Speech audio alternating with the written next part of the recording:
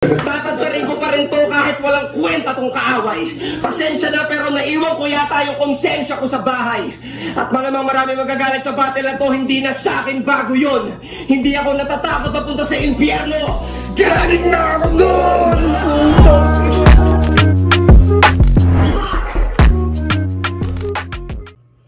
Yo! Ako si Zaki at ito ang bagong episode na naman ng Zaki Reacts. At may nabasa ako sa mga comment na nire-request tong battle na to. Actually, isa to sa mga favorite battle ko. Looney versus Righteous One. Sa sunugan to nangyari. Napaka tang-inang battle na to. 11 years ago na ata to. At para sa akin hanggang ngayon, ano pa rin to isa pa rin to sa mga solid na battle talaga.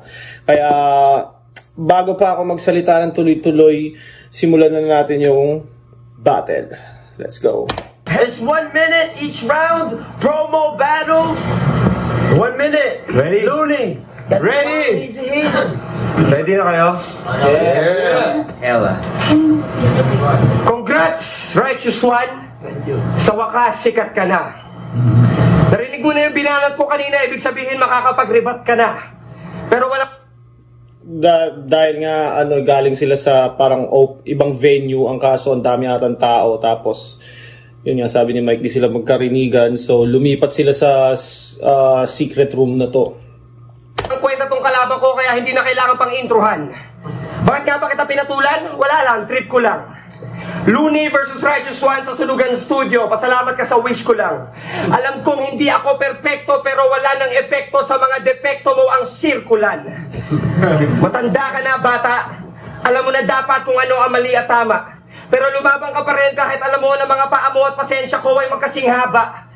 Ikaw ay isang perpektong ehemplo pero masamang halimbawa ng rapper na sumikat sa pamamagitan ng maling awa. Oo, sinasadya mo na ganyan ang hilat siya ng mukha mo para makuha mo lagi yung simpatsya ng hurado. Bueno, pwede mong ipakita sa lahat ng tao dito ang iyong mga baldadong binti. Pwede mong idaan sa awa ang pagsali pero ang pagkapanalo hindi. Pwede mong ipakita sa mga tao ang iyong baldadong binti. Pwede mong idaan sa awa ang pagsali pero ang pagkapanalo hindi. Baldadong binti, panalo hindi. Perfect talaga yung multi-syllabic ni Looney. Wala naman nakakaawa sa rapper na naputulan ng paa. Mas nakakaawa pa nga si Badang sa'yo kasi hindi siya marunong magbasa. Mas lalo nakakaawa ang kawawa kapag kinaawaan kaya walang awa kitang kakawawain, ikaw ay aking binabalaan. Lutong, ikaw ay aking binabalaan. Walang awa kitang kakawawain kaya ikaw ay aking binabalaan. Pag nag-iba yung karakter ko, magiging massacre to. Sobrang tindi, maiihi ka sa diaper mo. Hindi na ako aabot sa 2x2 kahit humabol ako. Kaya para lang sa lahat na nag-aabang, napilitan akong pumatol sa'yo.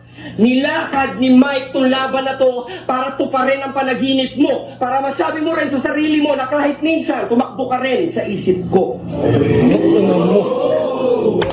Kahit minsan, tumakbo ka rin sa isip ko. Tanginang yan, salbahay ang putang ina. Round 1, let's go, Yeah. Let's go! Yo, tumakbo ako sa isip mo? Ano ako nag-jogging? Tangina pa pag ako bumanati, iwanan kita sa kalsada nagpa-planking. Tapos isasabi kita sa baging. Kasi mukha kang unggoy, pabalamunin kita ng saging. Planking. Naalala ko yung about sa planking pala. Para siyang nauso dati. Tapos, para siyang way of protest ata yung planking. At para mas 100% sure tayo sa detalye at sinasab 100% sure tayo sa info na binibigay natin. Editor!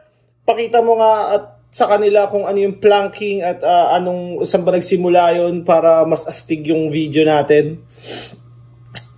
Yon, back to the battle. Tapos, si Badang hindi marunong magbasa? Kasalanan mo! Kasi ikaw ang nagturo kay Badang magbasa, tangina mo, bobo mo. Ganun lang kasimple yun. Hindi ako matatakot kahit na ano sabihin mo sa kapansanan ko. Eh, isipin kaya natin, paano pag sinuni na lumpo? Tangina, paano kaya pag naka-wheelchair to? Tapos ganyan kaangas, tangina ba kasi pakin ko to? Ewan ko kung ano, yung si Righteous One dito nag-freestyle lang off the top kasi parang yung mga rhyme niya dito, ko, mo, ewan ko, or baka dahil 11 years ago yun pa talaga yung ano kumbaga hindi pa kapuna-puna yun, pero ngayon kasi iba na Pero parang kung nag-freestyle man siya, parang pin-freestyle mo si Looney kalaban mo, no? Lakas din ang loob mo kung ganun.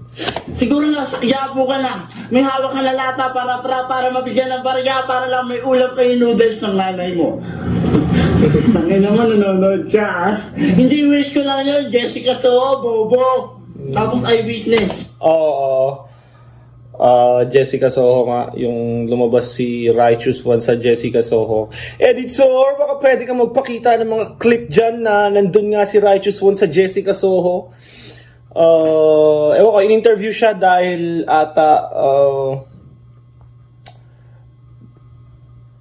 yun nga, parang first time ata sa scene na may rapper na paano ba magandang PWD na nagkaroon ng success sa battle rap scene dito sa Pilipinas. Ewan ko kung may nauna pa kay Righteous or sa ibang bansa, pero dito ata sa Pilipinas napansin or na guest si Righteous One sa Jessica Soho dahil doon. Siguro natouch ka nung nakita ko yung tatay ko. Ilang taon kami hindi nagkita. Palibasa, galit na galit sa yung nanay mo. Palibasa, masyado kang atat. Kahit na anong gawin mo magsilat, magbakat. Araw-araw ginagawa mo lang, imbis na mag-aral, puro ngarat. Dadaanin mo ako sa lakas ng boses mo pati sa pandilot ng mata. Pero kahit kulay-kulay pa yung mata mo, kahit maging kulay green, blue o yellow pa, hindi ako takot sa'yo, tanga. Gusto mo, pag nakatayo ako, square tayo, tara. Inama na suntukan si Looney. This is round 2, so Looney, let's go! Siguro may, kung mapapansin natin, maikli yung rounds nila parehas. Para siyang 1-minute battle. Siguro may agreement sila na 90 seconds lang. Exhibition match lang. Kaya ganun lang kahahaba yung round nila. Nga ba si Righteous One naka-FMCC na naman? Saan mo nabili yan, Tol? Sa SM City, Bulacan? Perfect talaga yung syllable, no? FMCC na naman. SM City, Bulacan. Yung bilang ng syllables, pati yung rhyme. Perfect. Masama tawanan na may kapansanan yun ang sabi ng iba. Pero di naman kita tinatawanan nilalait lang kita. Parang masama daw tawanan ng may kapansanan niya ng sabi ng iba.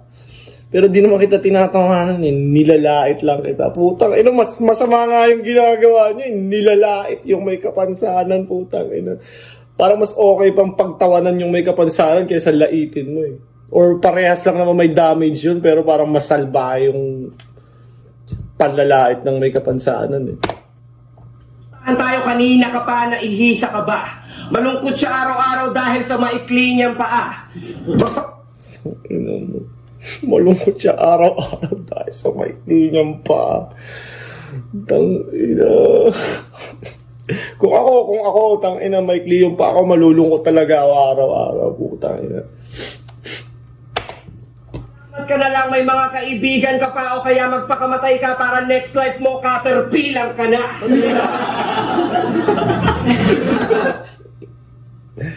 Yung next life mo caterpillar ka na. Imposibleng maging Sagittarius yan si Righteous One. Putang ina, may virus yan. Tinan mo nga itsura ng paa, parang instrumental -1. Tapos talabang ka sa akin para ka nakipag one-on-one sa atom bomb. Mamaya-maya bubula na naman yung dilagid mo na parang bubble gum. Kasi yung talsik mo lumalaway. Tinan mo, umunguso ka pa. Hindi ka pa nga nakakasibak, pero bakit may tulo ka na? I do this for the culture. Yan ang lagi sinasabi mo sa media. Pero yung laway mo na panes, may sarili ng culture yung bakterya. Sila Smog, yung reaction nila Smog tsaka Abraw. Natutuwa ang puta. Natutuwa silang nanlalait si Loli ng may kapansanan, men. Ang dahilan kung bakit gumuho ang bahay nyo. Lumambot yung lupang tinitirikan dahil sa kakatulo ng laway mo. Tatagdarin ko pa rin to kahit walang kwenta tong kaaway. Pasensya na pero naiwan ko yata yung konsensya ko sa bahay. At malamang marami magagalit sa battle na to, hindi na sa akin bago yun. Hindi ako natatakot na punta sa impyerno. Galing na ako doon! Putang ina mo! Gago! Ginan mo si Righteous One, putang ina mo. Damn! Yung ni Righteous nakaganon. Iloni nakaganon sa kanya. Galing na ako doon! Oh, shit.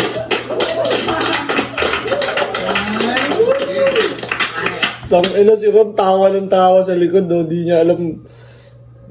Tang ina, nakakonsensya din naman kasi tumawa talaga sa ganung sitwasyon eh. Pero battle rap is battle rap. Kahit ano ka pa, kahit may kapansanan ka, wala kang kamay, bulag ka. Tang ina, brutal, no holds barred sa battle rap. Kahit namatayan ka ng nanay, i-a-angle sa'yo ng kalaban mo yun. Ganun ka brutal ang battle rap, tang ina.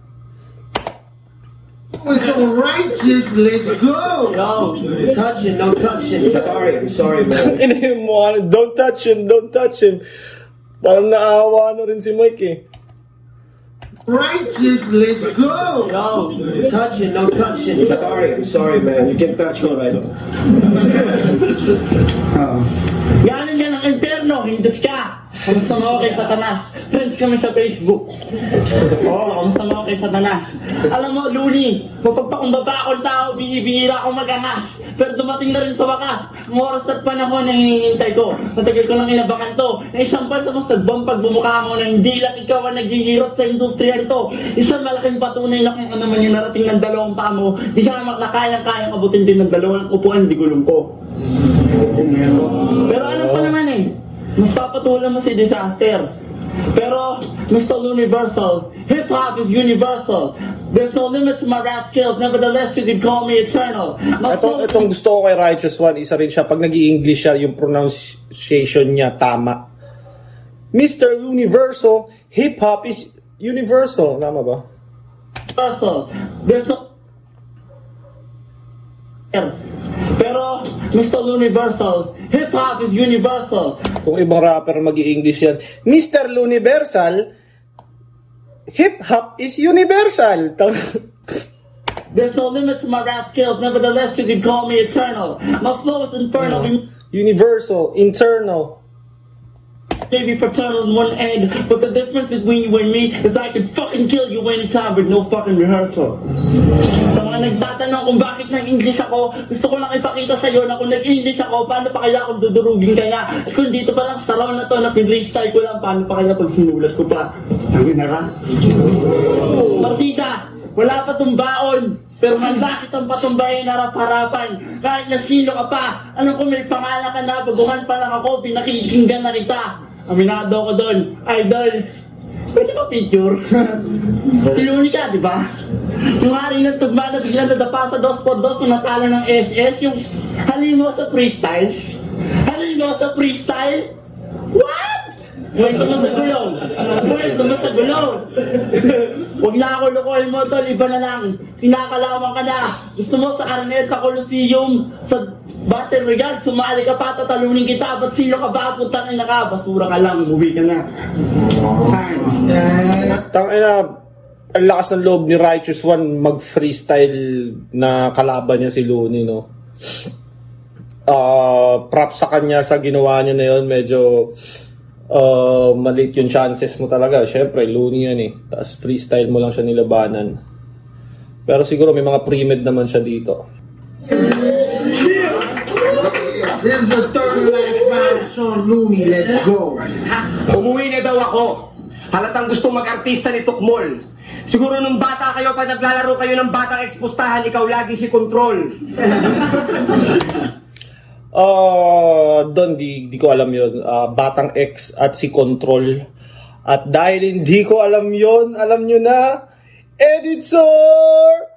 pwede mo bang ipakita sa screen at i-explain kung ano yung Batang X at Control dahil medyo hindi ko na siya naabutan or hindi ko siya napanood. Hindi ko siya alam. Real talk! Hindi mo kaya mag-brick walk.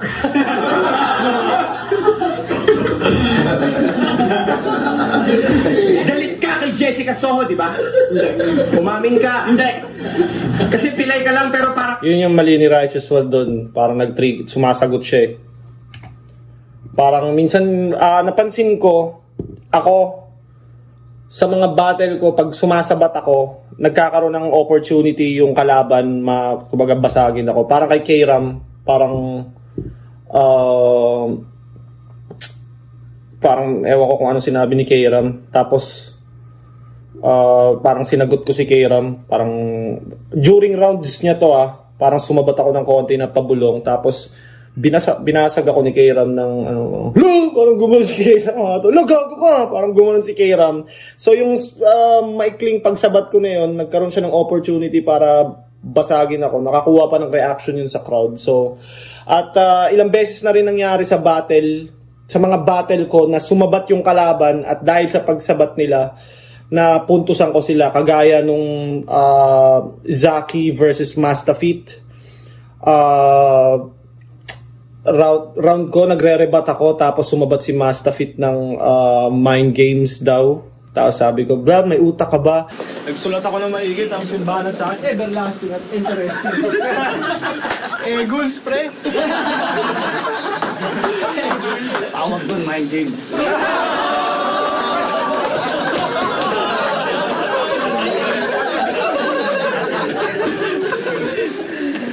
Sabi na, sumasabat pa. Ayun, ang tanga. Mind games, bakit? May utak ka ba? Galit ka kay Jessica Soho, di ba? Umamin ka. Hindi. Kasi pilay ka lang pero para kang mongoloid kung kausapin niya. Pinagtripan ka para... Totoo ba yun? Parang mongoloid kausapin ni Jessica Soho si Righteous One. Hindi ko kasi napanood pero ipapanood sa inyo yan ni editor. Tangina, para sumabog yung dopamine nyo.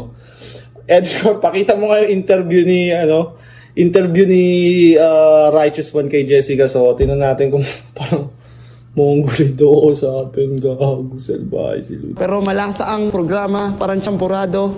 Kaya pakinggan mo ang awit kong ito. Sa puso mo, Jessica Soho, yan ang panoorin nyo. Break it down. Hindi parang merienda na peke yung lasa. Kala mo masarap pero matabang naman pala. Wow. Kasi wala silang magawa. Sa parking lot ka na in-interview, hindi ka pa rin nakahalata.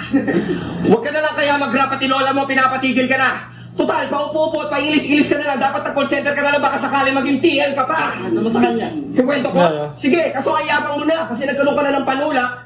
Yumabang ka na, wag kang feeling cool. Kung bayaran ko yung taga-tulak mo para itulak ka sa swimming pool.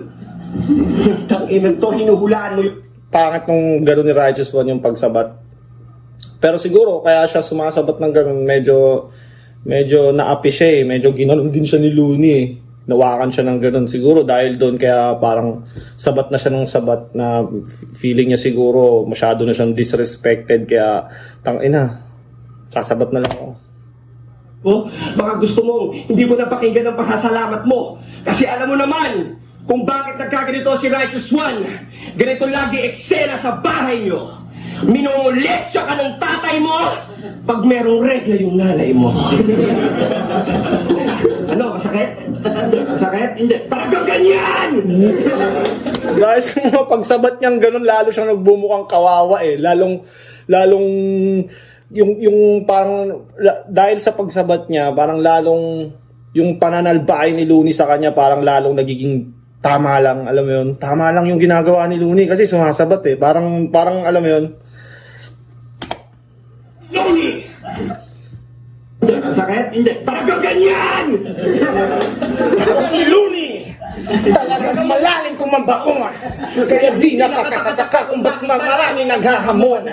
Pero wala akong mapapala kay Smaglas, kay Target at Wala akong mapapala kay Smaglas, kay Target. Kasi Smaglas nandun lang sa tabi niya, nag-cheer para sa kanya.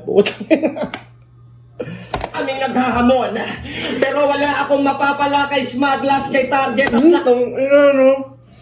Tangina, no, sinabi ni Looney, no, wala siyang mapapala kay Smaglas. Siguro ng panahon na yan, pero Chef, alam naman natin kung ano ng status ni Smaglas ngayon, di ba? Superstar na si Smaglas. Artista, rapper, respetado, alam mo yun? Lalo naman kay Badang! At dahil walang bayag yung puki ng inang protege na yan, si Disaster na lang! Time! I love you, Righteous One.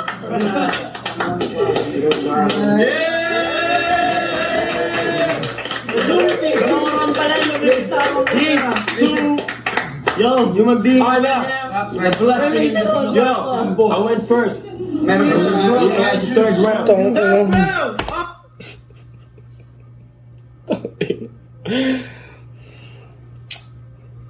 Sobrang winalang yan nila si Righteous One dito. Pagtapos ng third round ni Looney, ano na, parang tapos na. Huwag ka na mag-rap, parang ganun. Parang kailangan niya pa i-remind sa tao, uy, may third round pa ako. 2 round pa lang yung binabanat ko. Tangay na si... Winalang yan nila si Righteous One dito. Yes! Hoy, tumayo ka! Sorry! Tangina mo! 2 round pa lang yung nabibitawan ko. Tangin na! Tapos na kaagad, ano to, benta? Ano to, benta? Ito, benta? Lalo na ako kaagad. Kahit ito naman ang sagad at kahit maghapon ka magbabad at ilantad mo lahat ng kasiraan ko sa buhay. Wala pa rin magbabago. Pakata pa rin akong tunay. Alam mo yan, napatunayan ko na sa'yo. Pinost mo pa sa fan page mo lahat ng ginagawa ko. Ibig sabihin, follower kita, gago. Idol mo ako, aminin mo na yan. Joke. Ito lang yun. Ito ang eleksyon sa makatang gustong mangarap na maabot lahat ng gusto niyong gawin. Okay, feeling niya, oh. Inspiring yung line. Gusto mo rin. Tangina mo! Tangina mo! Para tong boxing match, underdog ako. 1-on-1 up yung tao laban sa higante. Pero huwag kang magpakumpante dahil hindi ako komportable sa gantong labanan. Nilait mo yung FMCC, palibasa dati sponsor ka nga. Nasaan? Nasaan? Babilitama ka? Pablado ka. Ayaw ka na itong banggitin kasi matatapos na. Pero para masaya, kanina, inaantok na ako, tulog na tayo. Props kay Righteous One sa ginawa niya dito, no? Isipin mo, syempre dahil may kapansanan nga siya, matik siya talaga yung makaklaw. Lagi siyang mapagtitripan, mapagtatawanan. Disadvantage na kagad yun, di ba? Disadvantage na kagad kay Righteous One yun. Plus, freestyle pa. So, pili ko yung bao ni Righteous One dito. Tangina, lakas ng loob. Tangina. Looney pa kalaban mo, di ba?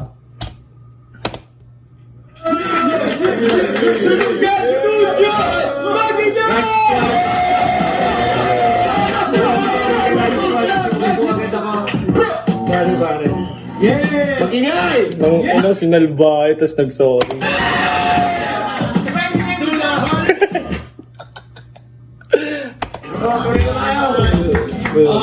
Happy Valentine's! Black Christmas!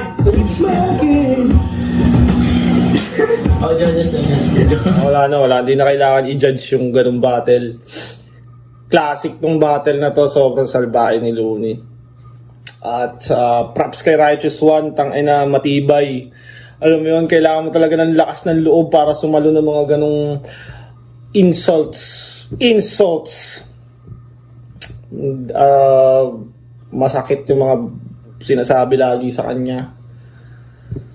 At yun, parang lagi siyang nakakawawa, lalo siyang nakawawa dahil dun sa part na parang sumasabat nga siya eh. Pero still, maganda pa rin pinakita niya. Palag-palag pa rin siya kahit freestyle at obviously dehado siya. At yun, maraming salamat kung umabot ka pa sa parting ng video na to. Magtuloy nyo lang yung pagre-request ng battle at ako naman ay tuloy lang din sa paggawa. Shoutout sa Crown Manila para sa aking malupit na beanie at Baby Jack apparel. At September pala may battle ako versus Fukuda. Alam nyo na. Zaki is out.